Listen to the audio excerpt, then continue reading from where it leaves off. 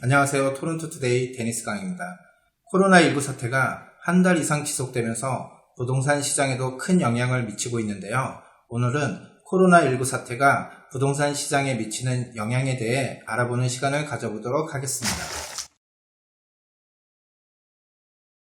최근 TD뱅크에서 발표한 자료에 따르면 코로나19 사태로 주택시장이 위축되었음에도 불구하고 올해 토론토 주택가격이 7.8% 오를 것이란 전망을 내놓았습니다. 이 뭔 개소리야! 아니, 최근의 주택 거래량도 70% 가까이 줄어들고 거래가도 떨어지고 있는 상황에 이 발표를 어떻게 받아들여야 할지 감이 오시나요?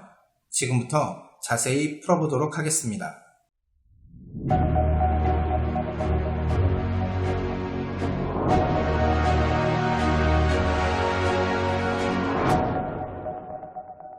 TD은행은 이러한 상승의 요인 중 하나로 낮은 금리가 주택가격 상승을 견인할 것으로 파악하고 있는데요.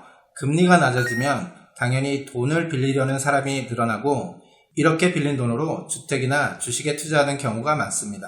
하지만 지금의 현실은 이러한 경제 원리와는 맞아떨어지지 않게 돌아가고 있는데요. 실제로 중앙은행이 기존 1.75%이던 금리를 3월 한 달간 1.5%포인트 인하한 0.25%까지 떨어뜨렸지만 지난 4월 한 달간의 거래량은 오히려 전년 대비 60% 이상 줄어든 것으로 나타났습니다.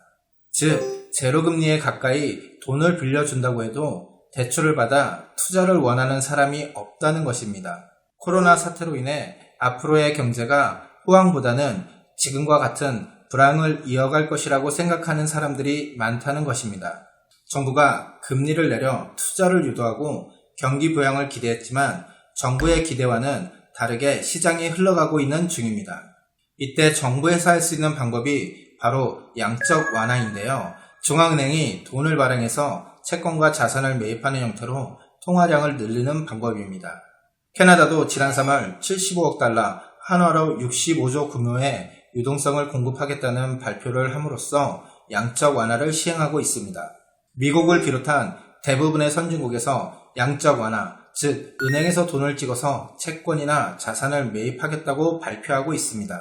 특히 미국의 경우는 연방준비은행에서 무제한적으로 돈을 찍어낼 준비가 되어 있다고 발표하기도 했습니다. 이렇게 돈을 찍어내서 경기 활성화에 도움이 된다면 하지 않을 이유가 없을 것입니다. 하지만 여기에는 큰 함정이 하나 있는데요. 양적 완화로 인해서 시중의 통화량이 늘어난다는 것입니다. 통화량이 늘어난다는 것은 그만큼 화폐 가치가 하락한다는 것입니다. 실제로 2008년 리만 브라더스 사태 시 미국은 1조 7천억 달러에 달하는 일자 양적 완화를 실시했는데요. 이로 인해 미국 달러의 가치가 하락하게 되었습니다. 당시 캐나다 달러 대비 미국 달러가 1대 1.2까지 올라 지금의 1대 0.7과는 대조적이었습니다. 화폐 가치가 하락한다는 말은 다시 말하자면 실물 가치가 오른다는 것으로 같은 물건을 살 때 더 많은 금액을 지급해야 한다는 것입니다. 즉, 인플레이션이 발생하게 된다는 것이고 따라서 자산의 가치가 오르게 되는 현상이 나타납니다. 특히 지금과 같은 불안한 상황에서는 현금을 보유하기보다는 안전자산으로 평가되는 금을 매입하고자 하는 사람이 늘어나 금값이 오르고 주식이나 채권보다는 상대적으로 안전자산으로 평가되는 부동산에 투자하는 사람들이 늘어날 것입니다. 결론적으로 TD은행이 토론토 부동산이 코로나19로 인해 불황인 상황에도 불구하고 올해 7.8% 오를 것으로 예상하고 있는 이유는 저금리와 시중의 통화량 증가로 인해 상대적으로 안전자산으로 분류되는 부동산 구입이 늘어날 것으로 예측하고 수요의 증가를 두 번째 이유로 보았습니다.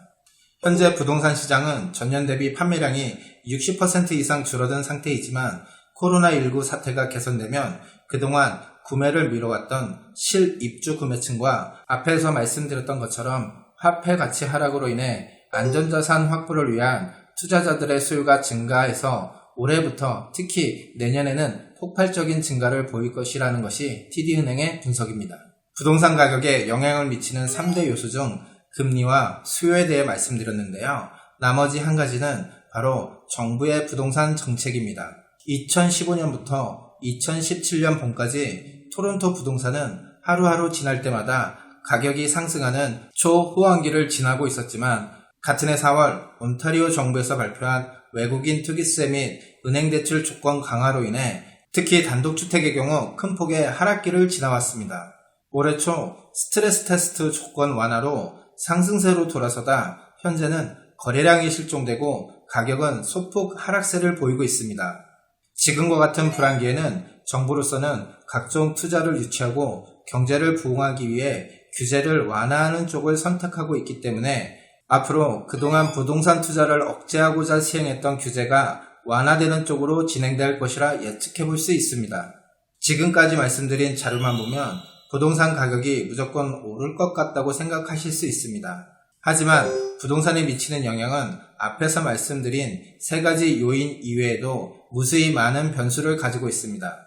따라서 예기치 않은 변수로 인해 더 많이 상승할 수도 또는 하락할 수도 있습니다.